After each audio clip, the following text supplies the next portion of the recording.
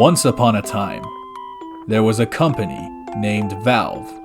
They used to make very good video games. Then they stopped. The end.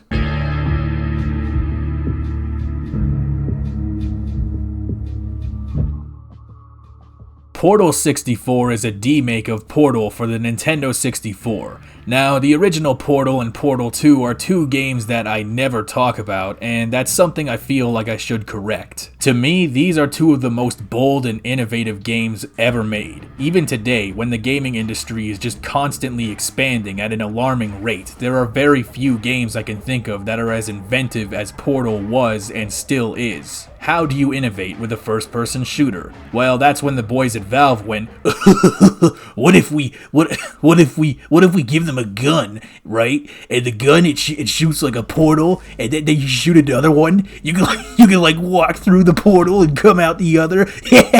It's such a wild but instantaneously easy to understand system. It starts out as just goofy fun, but then the game forces you to get the gears turning and you quickly realize just how much potential such a simple idea can have. But even though Portal is decidedly a puzzle game with very specific things to solve, you can have fun in this game just by simply messing around with it. The original Portal will be 15 years old this year, and still, I've never not done the infinite portals trick just to amuse myself. That's the thing about Portal, it seems like the kind of game that the developers want you to try and break.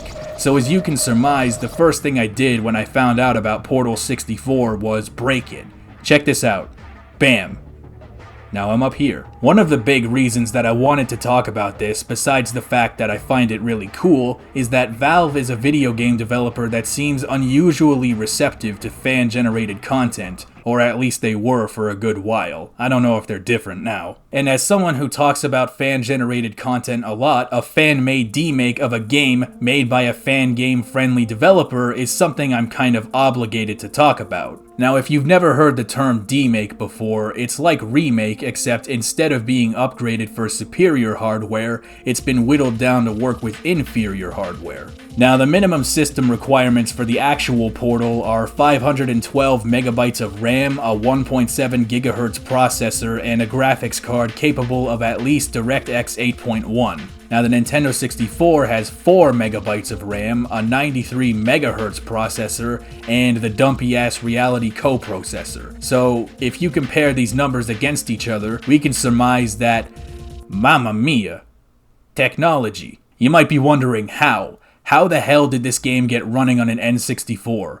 Well, the answer to that is actually pretty simple, which is what I would say if I finished my comp-sci degree. The long and short of it is that this is an achievement. Now, I want to make something clear just so nobody gets confused. This is not a ROM hack of a game or anything like that. From what I can tell, this is a version of Portal being built completely from scratch on the Nintendo 64. The creator, one James Lambert, or Lambert, I'm not sure how you pronounce that, seems to have an aptitude for the Nintendo 64, so I order everybody watching this to run over there and watch all of his videos. He was cool enough to include the source code for the game along with the game file, so if anybody who actually knows their shit, unlike me, wants to dig around in there like a little computer rat, absolutely be my guest. But let's talk about the actual game now. Keep in mind, what you see is very early in development. This is not a complete and finished thing yet, so things such as sound and a visible character model are not yet present. Even in its current state though, it's very impressive what has been achieved. I didn't even think the N64 was capable of doing this.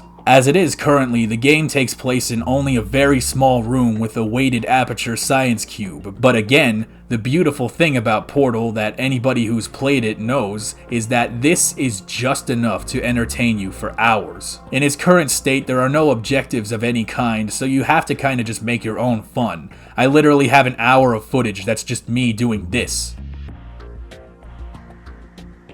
As you can see, the portals are fully functional. As always, you can pull the infinite portal trick, which is the first thing I did. In the real Portal, you would eventually hit a terminal velocity, at which point you would stop accelerating and keep falling at the same speed. But what's funny about Portal 64 is that terminal velocity doesn't seem to have been implemented yet. So you can just literally keep accelerating until you're falling at the speed of sound, and you just drop through the entire world, and it's hilarious. As you probably figured out, in its current state, it is is very easy to break the game. I had a number of times where the cube phased out of reality, like look at this. Where'd it go? And of course there were times where I clipped on top of the world, and if you put two portals next to each other on the corner like I have here, you can hold the cube in a very specific spot and make it spin between dimensions at breakneck speed until you let it go and fling it at 1 billion miles an hour. I had such a stupid amount of fun just toying around with this for 2 hours and seeing what would happen, and that's really what Portal is all about. You can have fun in this game just by messing around like a dumbass kid. I would also like to point out that this game does in fact work on original hardware with an EverDrive or something similar. I don't have an EverDrive, but I do have Parallel Launcher, which seems to be the only emulator that can run it properly. I'd like to thank the dude who recommended Parallel Launcher to me a few weeks ago in the comments. This might be what I use to play N64 hacks from now on. But with all of that said, I do strongly recommend you check out this guy's channel and definitely download this game. Even in its early stages, there is more than enough here that you can play around with and enjoy. As usual, I will link the original release video in the description unless I forget, in which case please yell at me. Otherwise, thank you very much for dropping by. Thank you very much for watching this video.